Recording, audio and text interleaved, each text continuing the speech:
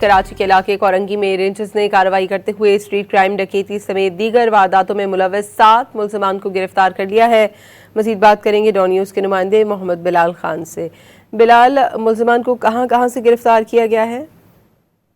جی بالکل، دیکھیں پاکستان رینجرز نے خفیہ معلومات کی بنیاد پر کارروائی کرتے ہوئے کورنگی سے ڈکیتی اور اسٹریٹ کرائم، موٹر سائیکل چوری اور جیب تلاشی کی متعدد وارداتوں میں ملوث ٹوپی گینگ کے 7 ملزمان کو گرفتار کیا ہے۔ گرفتار ملزمان کی شناخت محمد ظفر، ساجن، محمد بکار، دانیال، شازیب، شاہد اور محمد اسماعیل کے نام سے کر لی گئی ہے، جبکہ گرفتار ملزمان کے قبضے سے 1 عدد بغیر لائسنس یافتہ پستول برآمد ہوئے، جبکہ 2 عدد کھلونہ پستول، 8 موبائل فون اور نقدی برآمد کر لی گئی ہے۔ جبکہ گرفتار ملزمان 2018 سے ڈکیتی، اسٹریٹ کرائم، موٹر سائیکل چوری، موٹر سائیکل چھیننے اور جیب تلاشی کی متعدد وارداتوں میں ملوث ہیں۔ گرفتار ملزمان سندھ بھر میں 900 سے زائد وارداتوں میں ملوث ایک منظم گینگ کا حصہ ہیں، اور گرفتار ملزمان کا نیٹ ورک اندرون سندھ، سکھر، کدکوٹ، روڑی کے علاوہ کراچی کے مختلف علاقوں میں پھیلا ہوا ہے، جو کہ اسٹریٹ کرائم اور گھروں میں ڈکیتی کرنے کی